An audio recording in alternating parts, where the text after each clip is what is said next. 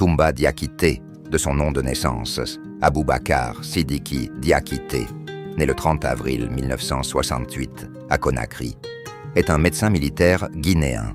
Il est stellette de camp du président guinéen Moussa Dadis Camara et chef de la garde présidentielle de 2008 en 2009.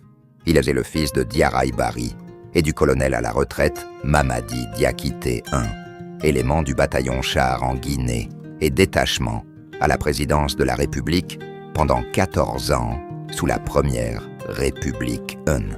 Toumba est un béret rouge et l'un des accusés d'être responsable des massacres perpétrés le 28 septembre 2009 dans le stade du 28 septembre à Conakry, dont le procès a débuté le 28 septembre 2022 au tribunal criminel spécial de Kaloum. Le 3 décembre 2009, il ouvre le feu sur le président Moussa Dadis Camara et le blesse gravement, alors que le président autoproclamé semblait rejeter sur lui la responsabilité des massacres. Il est depuis en fuite 4.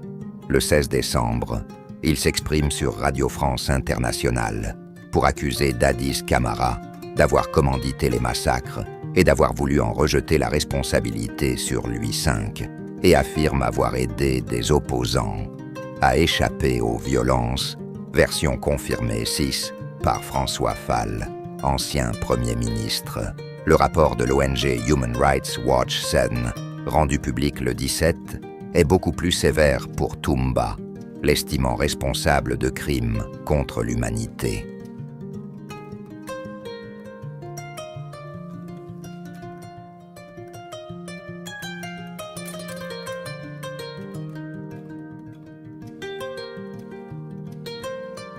Toumba Diakité était une figure importante de l'histoire politique récente de la Guinée.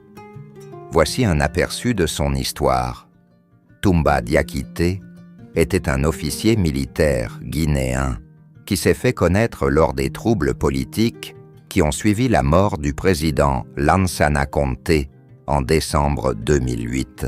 Conté avait dirigé la Guinée pendant plus de 2 décennies et sa mort a conduit à une lutte de pouvoir et à une incertitude quant à l'avenir du pays. En décembre 2008, une junte militaire dirigée par le capitaine Moussa Dadis Camara a pris le pouvoir en Guinée, invoquant la nécessité de rétablir l'ordre et la démocratie.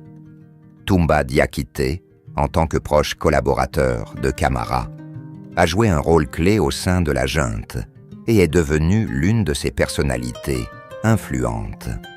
Cependant, le régime de la junte a rapidement été entaché de violations des droits de l'homme, de corruption et d'instabilité politique. En septembre 2009, lors d'une manifestation contre le leadership de la junte, les forces de sécurité dirigées par Toumba Diakité ont ouvert le feu sur des manifestants rassemblés dans un stade de la capitale, Conakry.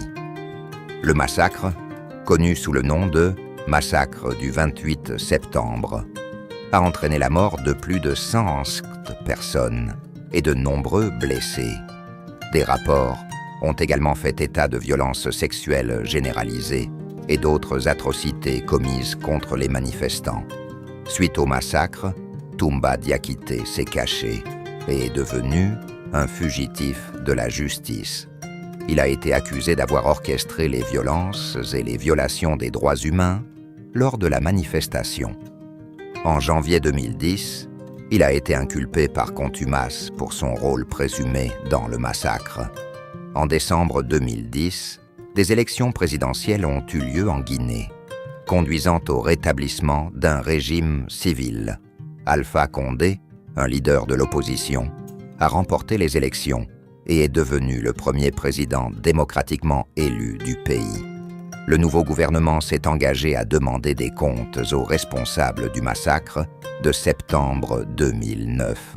Toumba Diakité est resté en liberté pendant plusieurs années, avec des rapports occasionnels faisant état d'observations ou de tentatives pour l'appréhender. Cependant, on ignore où il se trouve et il reste en fuite. En 2016, des informations ont révélé que Toumba Diakité avait été arrêté au Sénégal et extradé vers la Guinée pour y être jugé pour son rôle présumé dans le massacre de 2009. Cependant, les détails sur son procès et son statut actuel ne sont peut-être pas largement disponibles.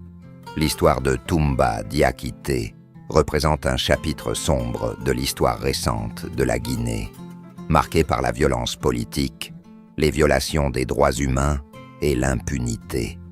Son rôle présumé dans le massacre de septembre 2009 souligne les défis auxquels sont confrontés les pays en transition d'un régime militaire à la démocratie et l'importance de la responsabilité et de la justice dans la lutte contre les atrocités passées.